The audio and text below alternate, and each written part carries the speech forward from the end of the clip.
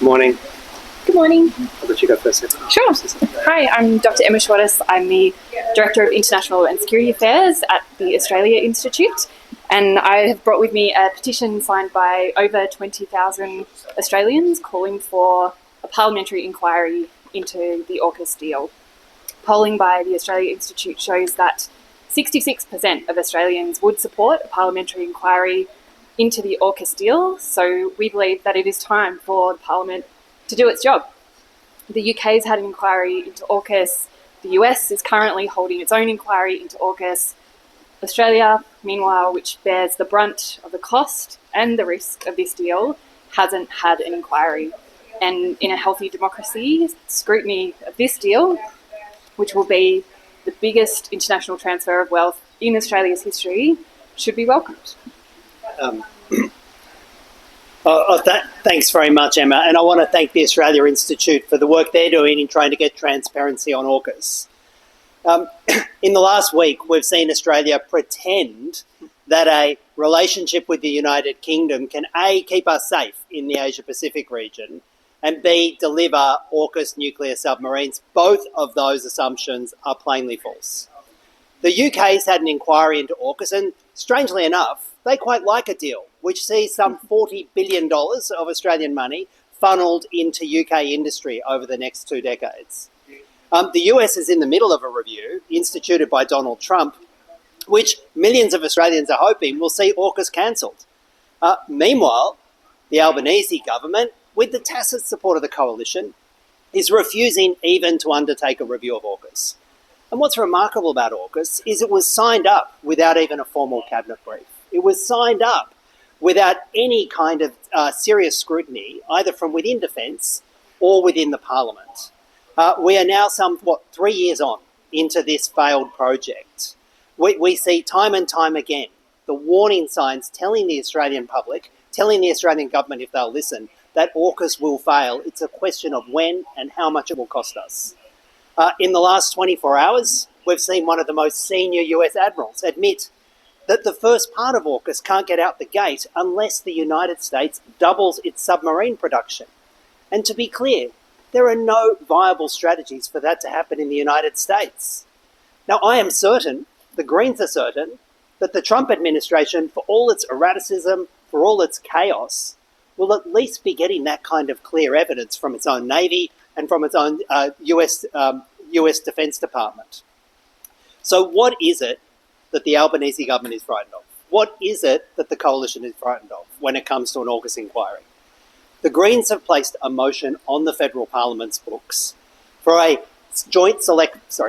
the Greens have placed a motion on the parliamentary books for a select committee into AUKUS, not dominated by either the coalition or Labor, but which fairly represents a cross-section of the parliament.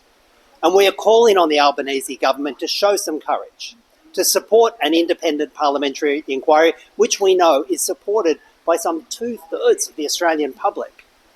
Let's have the inquiry. Let's hear from the public. Let's hear from the key stakeholders. Let's hear from people who know that the creaks and the leakage that's happening within the Defence Department can finally come forward. We know that if we put the blowtorch on AUKUS, if we ask for submissions from the public, if we properly interrogate the Defence Department and defence officials, that it's likely to show that this is a $375 billion folly. So why don't we get out before we waste tens more billions of dollars? This motion is on the books today. We can already see Labor trying to come up with parliamentary strategies to avoid it coming onto a vote. The Greens are committed to keeping it on the books until we have the numbers to support this AUKUS inquiry. And with millions of Australians behind us, we know that day will come soon. Any questions? Senator, do you believe we'll ever see a Virginia-class submarine come to us from America despite all the money we're sending? The only Virginia-class submarines we're going to see coming from the US are going to have a shiny US flag on it at a nuclear submarine base built by Australian taxpayers at Fremantle. You only have to listen to what the US Navy is telling Congress. The US Navy is telling Congress they will not have any spare nuclear submarines. Why is it that those messages are not being heard by Anthony Albanese and Richard Marles. So it's not just the Greens who are saying that there won't be any nuclear submarines.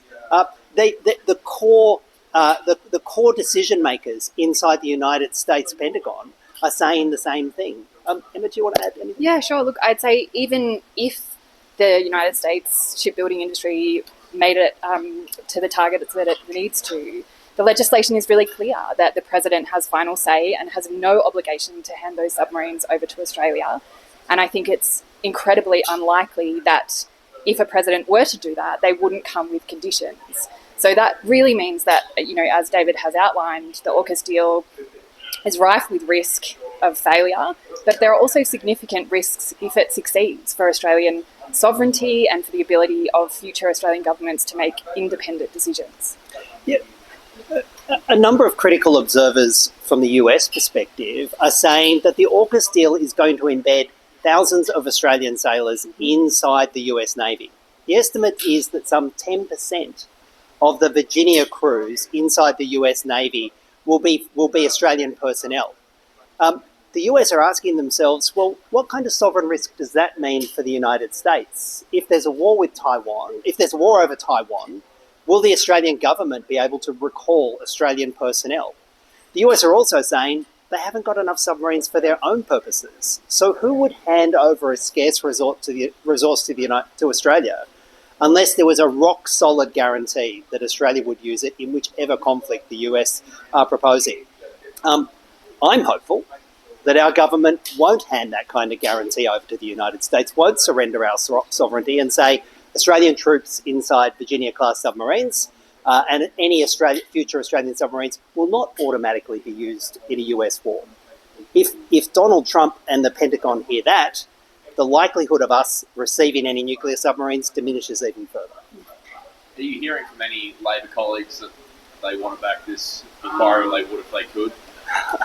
Well, of course, you run into colleagues in the corridors and they say one thing, and it's pretty clear that the rank and file of the Labor Party is in revolt over AUKUS. And you couldn't be an effective Labor MP if you weren't hearing that revolt inside the Labor Party ranks.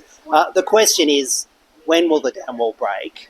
When will we see a significant number of Labor MPs come across to back this inquiry? It's a question of when, not if.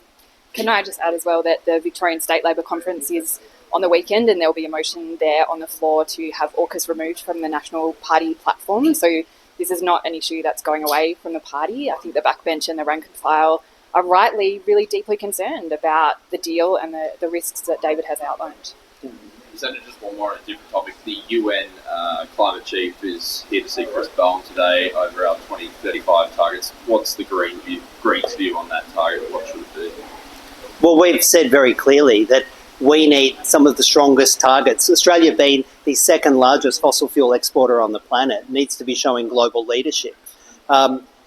We have a government that we're very fearful will have some of the weakest targets for 2035.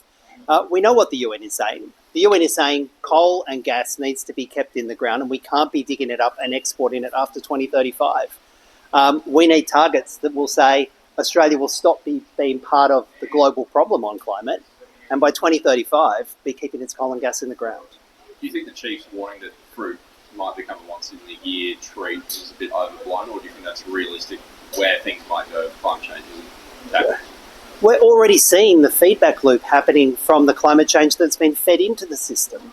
We're already seeing winters becoming increasingly unpredictable, record droughts, record floods, record heat waves.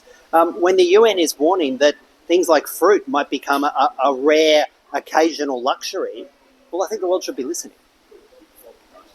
Thanks very much.